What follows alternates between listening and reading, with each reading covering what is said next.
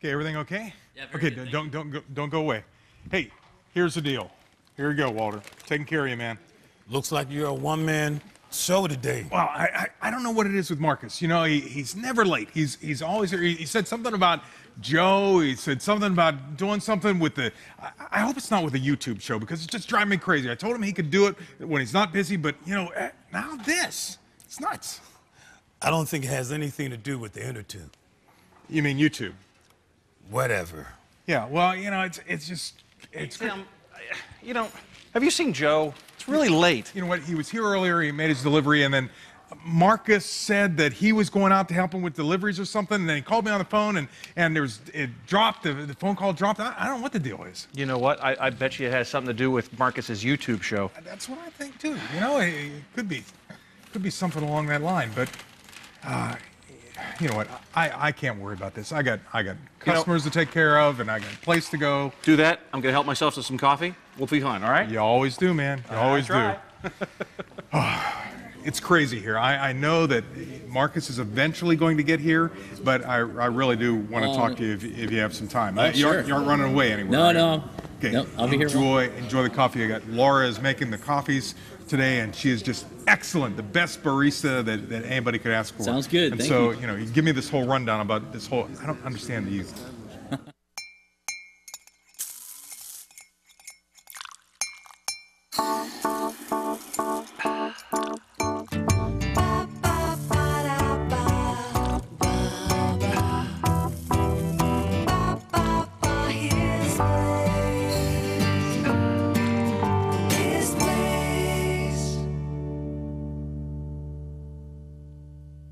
My father spent his last teenage birthday in a ring of fire.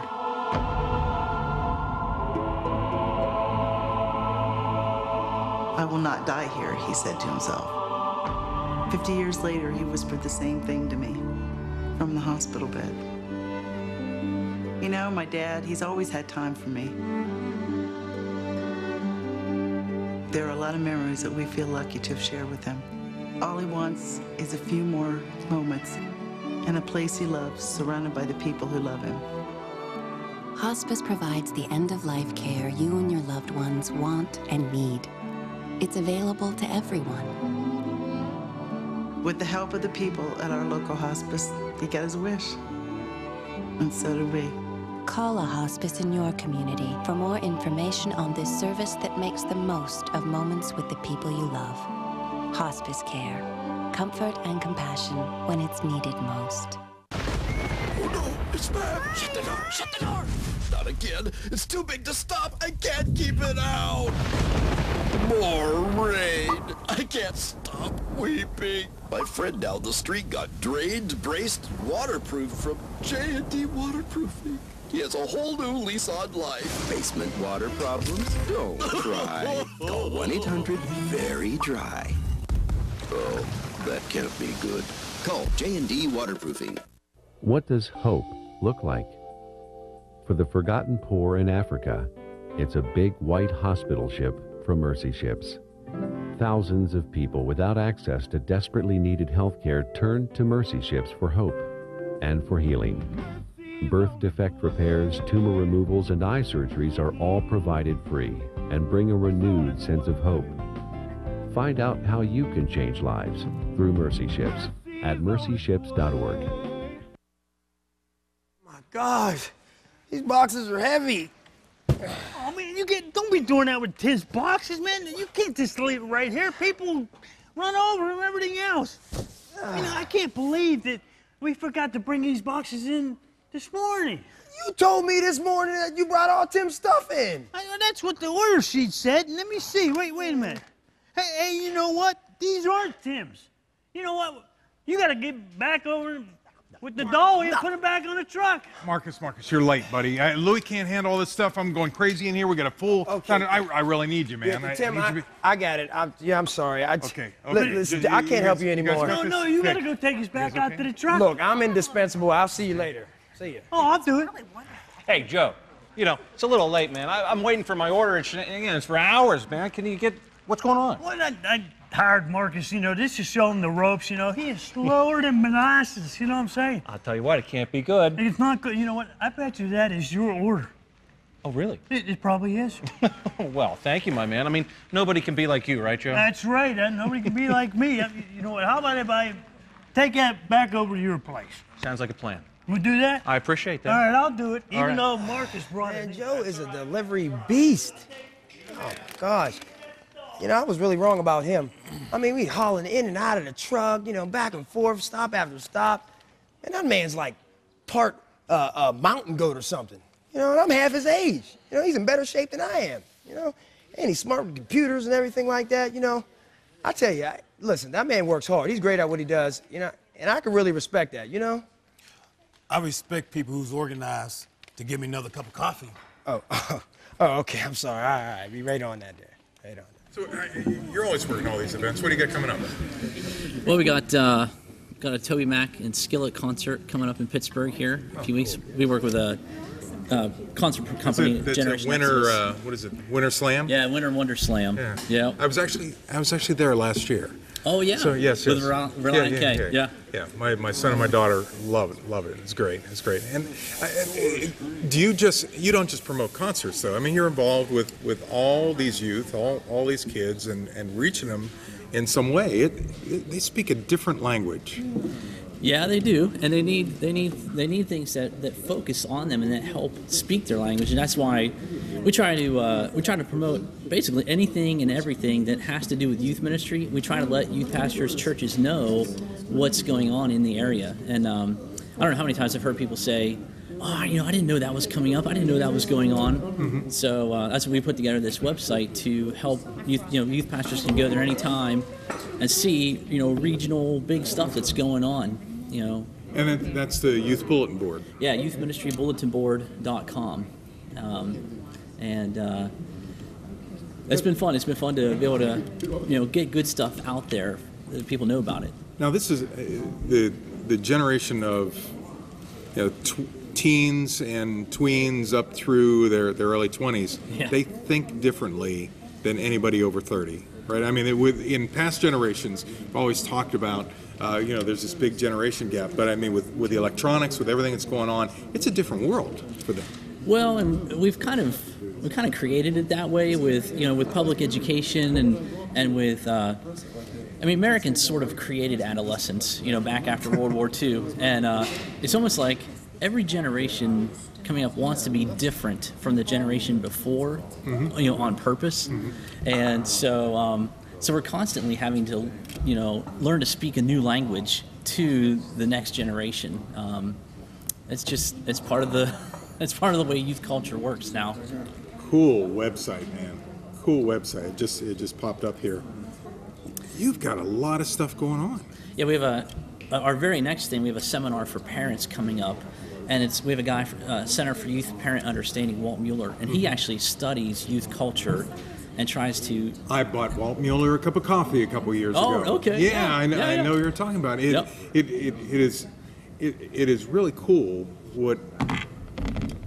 what's going on and how, you know, he can reach generations. He can help the parents to understand, because it's a crazy thing. Well, that's it. He's helping parents speak that other language to their kids and to kind of dive into the world that they are in.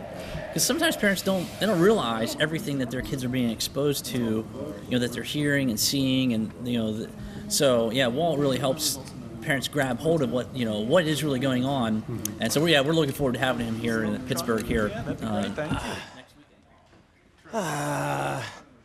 My back is killing me. My calves are cramping. Oh man, I think I broke a nail. I can't have broken nails. You know what? What? I got a good place. You can go get a manicure. Oh yeah, okay, yeah, whatever. What's the problem? Look.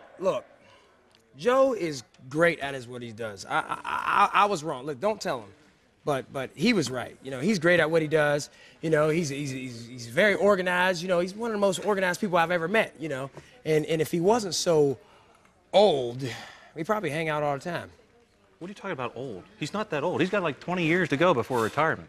Oh man, well I better get famous fast. What happens if you don't? Well, that's not gonna happen. You know, I'm putting in all my abilities right now, so it has to pay off. Might not. It will, you know. I'm just gonna keep working as hard as I can and get it together. I can't have this. You know, you know what? You need to take stock, man. Yeah, in fact, my buddy Tom is over there. Why don't you come talk to him? I can't just stop and sit down and talk to him right now. I mean, I was late. The cafe's busy. Oh, God. You know what? I'll tell Louis to cover for you. Not a problem. I might even help out a little bit. Louis' but terrible. let me introduce you to him. Come on over here. You need to sit down. Hey, Tom, this is, how you doing? Good to see you. Good to see you, too. Yeah, how about an election, huh? Yeah. His place, his place.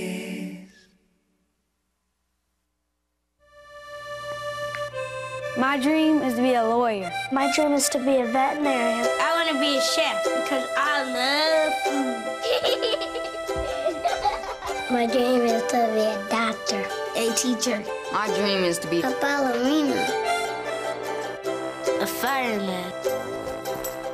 An emergency room physician. Football player. Science teacher. My dream is to become a mechanical engineer. Professional skateboarder. My dream is to be a nurse. A shoe designer. The President of the United States of America. I have big dreams. But right now, I'm just a kid. I'm just a kid. Hey, I'm just a kid. I'm the kid. Just a kid. I'm just a kid. I'm just a kid ready to be adopted. Ready to be adopted. I'm just a kid ready to be adopted.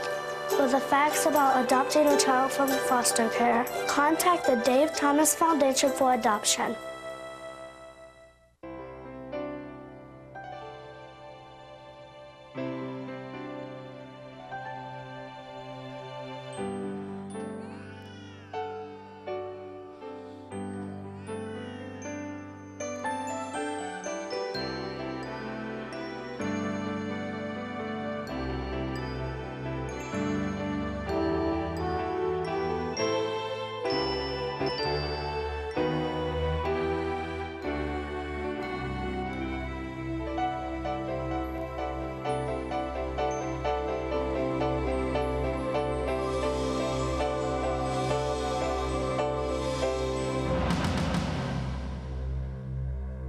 That's all over. That wasn't too bad, now was it?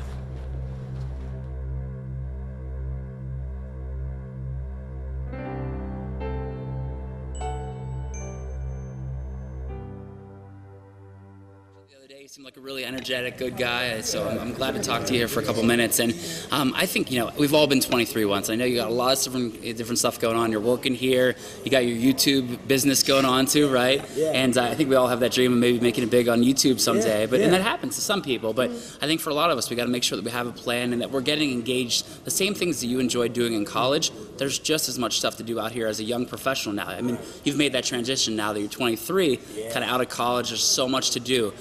And I just want to help you find a way to really get engaged here in the community. And I think the first thing to think about, Marcus, is, when you wake up in the morning, what would you do for free? If money didn't matter, if you could be a professional volunteer, what are those issues, those causes, those missions of organizations? What would you do if money never mattered? So what fires you up, Marcus? I mean, well, when I was in college, I've always had a desire to go further out of the box, and that's why, I was in cooking school for a little bit. Right. I got my degree in communications, which I love to communicate. Yeah, I can tell you're a natural communicator. That's great. But it's just, they were just too dull for me. The master chef was trying to tell me these different steps, and I figured, you know what, I'm going to take this to another level. So I mean, every day I'd love to wake up, and my biggest role model is Emerald. Okay. I love Emerald, Right. But it's just, I just, want to just do things out of the box, know, and just cook stuff that's never been cooked, and people will buy my menus. Right. Well, that's good. I think it's so important because it's you. I mean, you believe in the business of Marcus, right? Right, that's right. And it's really important that, you got whatever it is that you're going to do, and that's in business and in your service life. Right. It's got to be giving your sweat equity to the things that you care about, right? Right. Exactly. Not just your financial equity, but your sweat equity to what you believe in. So if that's being a mentor, I've worked for a while for Big Brothers, Big Sisters. We'd love to have you as a big someday, Marcus. Great. Yeah, so maybe we could talk about that. Is there cameras there? Because I need to get some more shots. I mean, that's an important thing. That's why I'm just using this cafe. Don't tell Tim, but I'm really using this cafe as like a vehicle to get where I want to go. Okay. It's okay, but really my YouTube show you got is big huge. Big dreams, yeah. I think what's important too, Marcus, to stay focused. You got to have these big dreams, but you also have to-do lists, set goals on a regular basis. I'll be honest with you, the first of every year, I sit down with a pen and a paper and I wrote down 25 goals for the year. 25? And you're going to be 24 next year, so why don't you sit down and set some goals, right? Figure out how you can get this business going, also give back in the community as well. Well, that's the problem with the to-do list. I mean, is there like an iPhone app for that? Because We'll work on that, yeah. Because there's so many distractions for you, Marcus, right? There's Facebook, Twitter, the internet, right? Sure, girls. So we got to keep you focused, though. And if we're going to make your business big, if we're going to be able to make it so that you can give back a lot in your community life as well, we got to make sure that you're focused, okay? So I want to see you doing a great job here. You obviously, you seem like a really likable person, and that definitely helps. So. Yeah, I hope so. Yeah, I definitely hope that we can keep in touch, though. And I'd really love to see you, though, in an organization like Big Brothers Big Sisters or another mentoring program where you could give back and really help, kind of mold a young person to do great things. Yeah. Well, I do. I want to be able to give back, and I love, bringing joy to the masses of people, especially while I'm doing the show. Yeah. It's a not nice just feeling, cooking. isn't it? It is. It's a rewarding feeling, and to see people commenting on the page and everything like that. That's great. Yeah. I don't have any money. Right, that's okay. The money will come if you follow what you love, Marcus. The money will come. I honestly believe that. If you just do what you love, do what you're passionate about, the money will come. But just keep working hard. Set those to-do lists. Don't be scared to work on your website until 2 a.m, right? Get that work done. Work those late hours. That's how it's been for me since my book came out in 2008. It's working those late hours, and it's been a great journey. I get to travel all over talking to 23-year-olds like you. So I love what I get to do, and it's when you guys do big things, do great things, give back, dream big. That's what really fires me up. So I think there's a lot of great things that you can do, though, Marcus. Yeah, well, thank you. All right, cool. Yeah, it's great talking to you. Good luck with everything. I'm enjoying my trip. You coordinate with youth ministers to help reach their kids in the best way possible. But what all do you do, Travis? what all are you involved in? Well, I'm a part-time youth pastor at a church in Uniontown. Okay. And, so that's a lot of fun. I really That's a enjoy lot of doing work. that. Yeah. It is.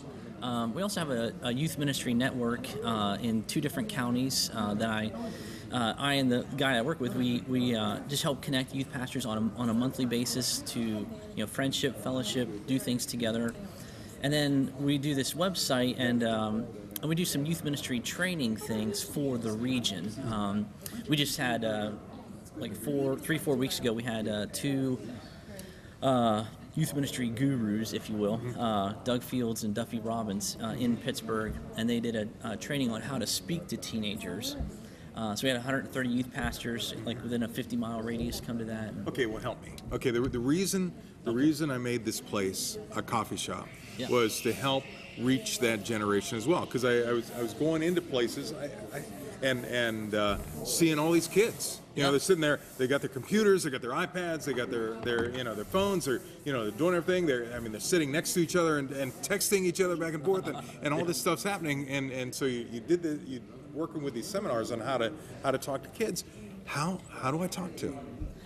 Well, it's interesting because there's sort of a tension there where you have to enter into their world a little bit with the technology stuff, trying to connect with them on that level. But kids are still kids, and they still want people that just relate to them and love them and are real with them. That's one of the biggest things that you hear today is kids want somebody that's real with them, because let's face it, we're not going to impress them. They kind of make your students make a big deal about not being impressed by things that adults do. And so we're not. But that's every generation. Well, yeah, that's right. That's right. So we're not going to impress them.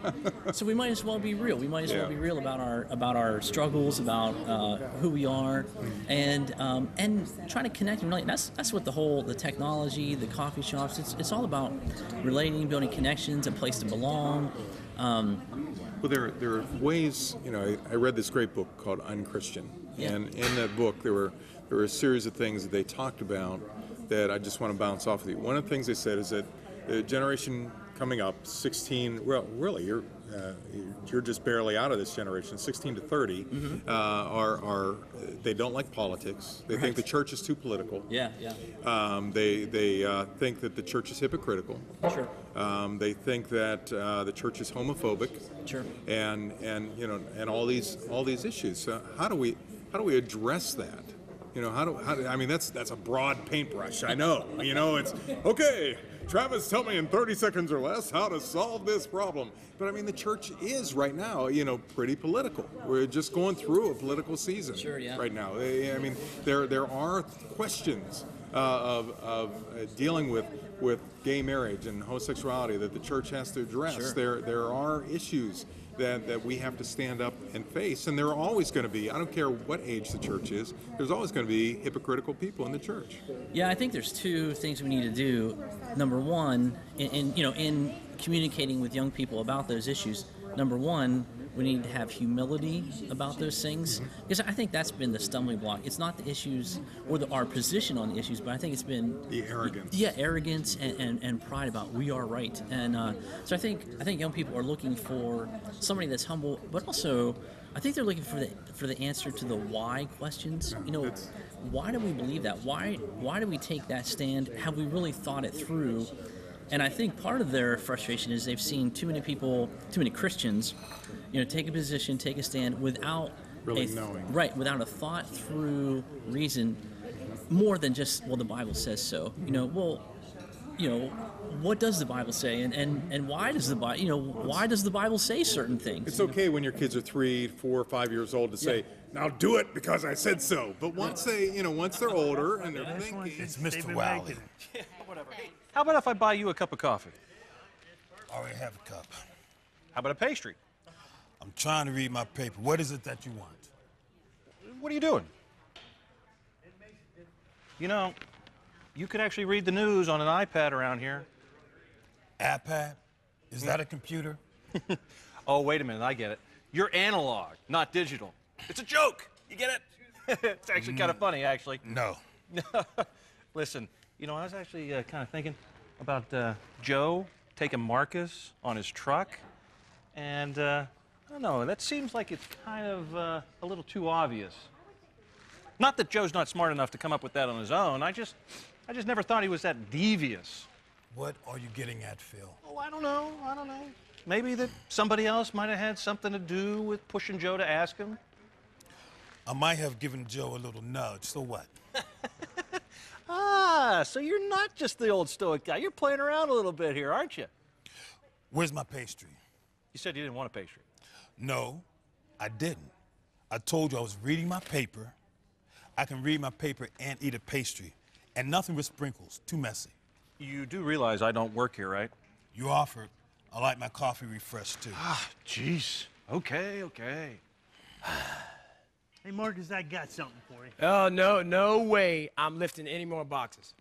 Look, okay, Joe, I'll fess up. You know, even though I never want to do what you do, I have to say you were right, okay? It's hard work, and I'm sorry for giving you a hard time, okay? Well, thanks, Marcus, but I really do have something for you. A paycheck? Well, no, I mean, unless you want to start working for me a lot more. No, that's cool. I won't work for you. I want a full-time job. I'm good. You know, not saying that it's easy, just the opposite. But, so, what do you have for me? Sure. I know how you use all these gadgets. I love gadgets anyway. Yeah, right. I thought maybe you could find a use for this. Oh, wow, look at this, man. So you put the tape, you taped everything? Oh, that's awesome, man. Cool. So sweet. Sweet. Yeah. Seems logical. I don't know why people didn't think of this earlier. I mean, you got all these youth ministers that are going crazy trying to reach kids. Yeah. Why didn't somebody else come up with an idea before to say, hey, let's coordinate an effort. Let's let's work together and try to figure this out, guys. Yeah. Well, there's something natural about I don't know, being in your own little world, and that I guess that just comes naturally to live in your own little. And you know, we have our denominational ties, and we have our things that we connect with well, and so it I don't know. It takes a little bit of larger thinking to say, you know what, there's something over here that, even though that's not part of our normal church thing, we might benefit from that. So we just felt a need to let people know there's all kind of cool things going on. It might not be in your little sphere, but you might benefit from this. Is it working? I think it is. To, I mean, to some degree. Now you talked about arrogance before, that the church is arrogant. One of the problems that I've seen with trying to get pastors together is that, you know, we got our kingdoms, we got our pride, we got, you know, and on top of that, if it's not our kingdoms or our pride, it's our denomination breathing down our necks saying you got to do this or you got to do that, and so there's all these pressures on ministers. Is it working with the youth ministers? Oh yeah, I think youth pastors connect well and a little more easily because, well, they don't have some of the pressures that senior pastors have, but also youth pastors are really connected by one big thing, and that is kids need Jesus. And we all know that, and anyone that works with youth ministry, it's so challenging that you have to have a really good reason to stick with it. And for and for most youth pastors, that's their reason. These kids need Jesus, no matter how late I have to stay up, no matter how crazy it is. And so that creates kind of a bond among people that do youth ministry, because we just see too many bad things happening with kids to focus on minor issues. You know, the fact that they need Jesus, that trumps everything else. One of the things I was talking about that book, one of the challenges that they outline in that book on Christian is basically that if you don't reach a kid by the time they're 18, the chance of really reaching them drops to like only 6%. Yeah. And that's scary. Yeah. Yeah, it really is. That's scary. If we're not, what I'm hearing you say, we got to be honest, we got to be real. Yeah. And we just have to deal with stuff, which I think that's kind of Jesus stuff. Speaking of honest and real, I gotta check on my guy here. Okay. You know what? Hey, can I get you some more? You okay? I'm good. I'm good. Thank you very much. Hey, man. Yeah.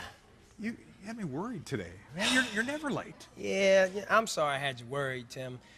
Joe tricked me into getting on that truck with him at 6 a.m. in the morning, and I mean, tell you, it was the longest day of my life. That sounds like a mistake. Well, I mean, he wore me out, but it wasn't a mistake. Hang on. Maybe the crowd's too loud or something. It sounded like you said to me, it wasn't a mistake? Yeah, come on, Tim. You know it wasn't a mistake. I mean, I learned a lot. I mean, the man works really hard, you know, and he's very organized, and I needed to learn all that. So, you know, he's a good guy. What you see is what you get with Joe. Yeah, and I like that about him, you know. I mean, he's organized, and he knows half the people in Pittsburgh. I mean, it's pretty impressive. Well, of course. I mean, he's been doing this for like 20 years. I mean, it doesn't surprise me. Yeah, you know, and he has like so much computer equipment in his truck. I mean, he has more computer equipment in here than his truck than is in here. Yeah, well, he's got to keep things organized. You know, he's got to keep his inventory up to date. He's got to make sure that he's got a contact. So come on in and find a friend to help you on your way. Pull up a chair and find his care. We'll be here every day in his place. Ba-ba-da-da, his place, his place, his place. Well, hello, Cafe family. We're glad that you tuned in. We hope that you enjoyed the program. You know what? You want to tune in to the very next show when we've got some great music going to be here. Thank you very much, Robin. We've got Brian Cole is going to be here. Great music. If you like country western stuff, he's going to be here. And also, and western. He plays country and western. Boy, yeehaw. Okay, Joe Dallas is going to be here from Genesis Counseling, and we hope that you'll tune in. We'll see you next time on His Place.